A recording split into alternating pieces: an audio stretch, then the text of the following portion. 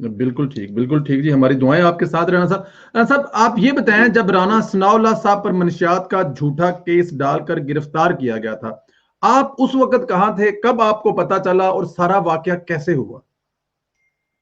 संजीला साहब, ये सोमवार का दिन था। रूटीन में अगर तो सेशन पार्लियामेंट का सेशन होता है तो राणा सनाउल्लाह खान साहब इस्लामाबाद के लिए मूव करते हैं, और अगर सेशन नहीं है तो वो लाहौर के लिए मूव करते हैं। तो उस दिन सेशन नहीं था। राणा साहब एक 180 के ऊपर मीटिंग थी उनकी 3:30-4 बजे। तो राणा साहब घर से तकरीब 1 बजे के करीब मूव किए। मैंने उन्हें सी ऑफ किया है। उनके जो स्क्वाड था वो साथ गया है। तो ultimately in the main time उनकी जो गाड़ी पे जो ये एग्जिट और इनका मैसेज है वो मेरे अपने मोबाइल पे आता है।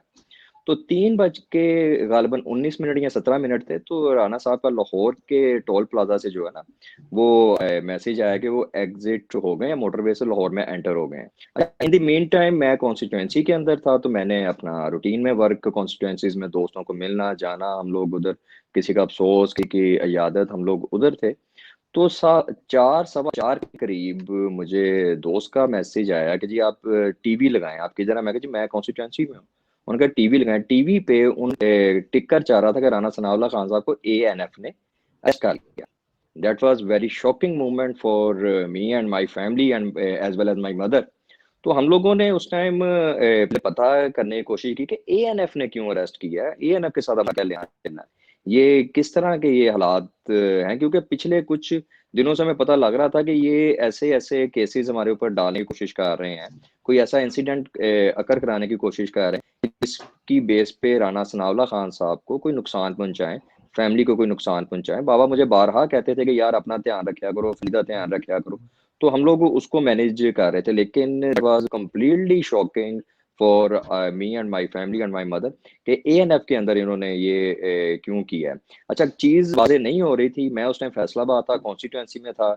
मैंने रश किया, घर में आया, वालदा साहिबा को मैंने लिया, फैमिली को लिया, मैं लाहौर की तरफ मूव किया।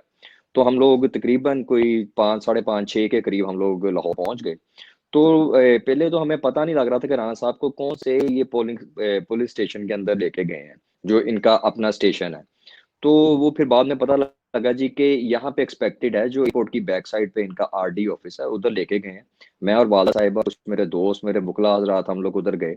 तो इन्होंने बिल्कुल डिनाई कर दिया कि जी राणा साहब तो वहाँ पे नहीं है, यहाँ तो उन्हें लेके ही नहीं आए। तो वालदा साहिबा मेरी खाना है और वो घर को देखती हैं हम।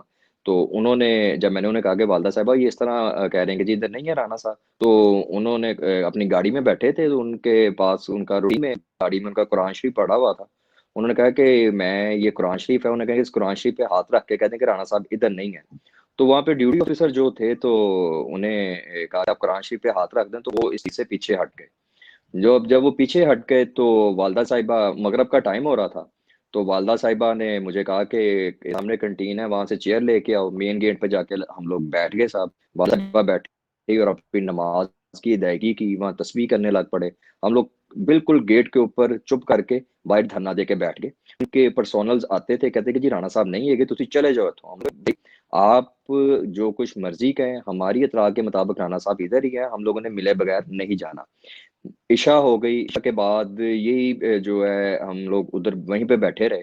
तो 11, साढ़े 11 बजे के करीब एक उनका ऑफिशियल आया, जिसने हमें कहा था कि राणा साहब यहाँ पे नहीं है। तो वालदा साहिबा ने कहा था आप कुरान पे हलफ। मुझे वो आके कहा कि मैं आपकी वालदा को थोड़ी देर बाद राणा साहब से मुलाकात करवा देंगे। तो हमने कहा ठीक है। तो वो कोई रात 11:45 के करीब वालदा साहिबा को लेके गए, उन्होंने राणा साहब को मिलवाया, और मिलवा के तो वो ले आए। तो वो ये जो एक दिन था, ये सदियों के बराबर दिन था। क्योंकि अल्लाह ताला माफ करे, राणा सनाउल्लाह खान साहब फैसलाबाद से अपनी सियासत करते हैं। फैसलाबाद में ही उन्होंने अपना स्टार्ट किया था। वहाँ पे उन्होंने वकालत भी वहीं से की। उनका जो सियासी कैरियर है वहीं पे स्टार्ट हुआ। उनके जो दोस्त हैं, उनके साथी हैं, उनके जो रिलेटिव हैं, सब वहीं पे रहते हैं। इवेंचुअली जो अपोजिशन है वो भी राणा साहब को शुरू से जानती है। अल्टीमेटली जब ये सारी चीजें हुई, तो जो वो लोग थे वो भी एक्सेप्ट करने के लिए तैयार नहीं थे कि ये क्या भोंडा सा केस जो इन्होंने डालने की कोशिश की है। एक बंदे की 35 साल की सियासत के अंदर खिदमत, उसकी रियाजत, उसने जो अपने शहर के लिए किया, जो पार्टी के लिए किया, अपनी फैमिली को बाला-ताक करके वो दिन रात मेहनत कर रहा है, और उसके साथ इस तरह का ये हुकूमती होशियत खंडे जो है वो किए जा रहे हैं और उसकी क्रेडिबिलिटी को लूज किया जा रहा है। लेकिन राणा साहब, आपको पता है, सीसा पलाई दीवार की तरह खड़े हैं और खड़े रहेंगे इंशाल्लाह। उन्होंने जिस तरह ये इसको फेस किया, मैं हमारे लिए तो रोल मॉडल है, क्योंकि he is a man of principle, और हमेशा जो है वो प्रिंसिपल्स को फॉलो किया है, उन्होंने कंप्रोमाइज नहीं किया। लेकिन इसमें एक चीज मैं ऐड इन करूंगा कि मेरी जी वालदा साहिबा ने उसके अंदर जो रोल प्ले किया है वो मार्वलस है, और मैं आज यही कहता हूँ कि वालदा साहिबा की वजह से हम दोनों जो हैं बाहर बैठे हुए हैं, क्योंकि माँ की दवाओं की वजह से तो ये तो वैसे भी कहा जाता है, लेकिन जो उनका रोल था खतून खाना का और फ्रंट पे आके जो वो निकली हैं, तो मेरा ख्याल है कि ये एक्सेप्टेबल सबके लिए था, और उनके उन कुव्वतों के लिए नहीं था, गवर्नमेंट के लिए नहीं था।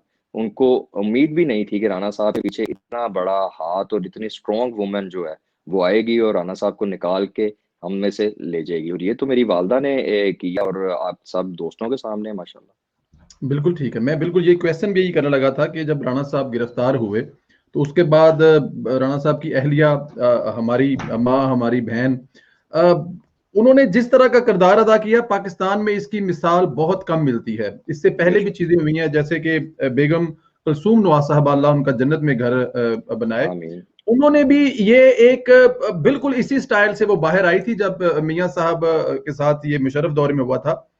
आपने बेशक। कभी सोचा था जिंदगी में कि आपकी खाला, आपकी माँ जी, हमारी माँ, हमारी बहन, सोचा था कभी कि वो इतनी स्ट्रॉन्ग, जो घर में खानादारी खातून है, उनको मेहमानों के खाने पकाने और मेहमानों की खिदमत करने के अलावा कोई काम ही नहीं है, कि इतनी स्ट्रॉन्ग वुमेन हो सकती है? कभी ऐसा ज़हन में था?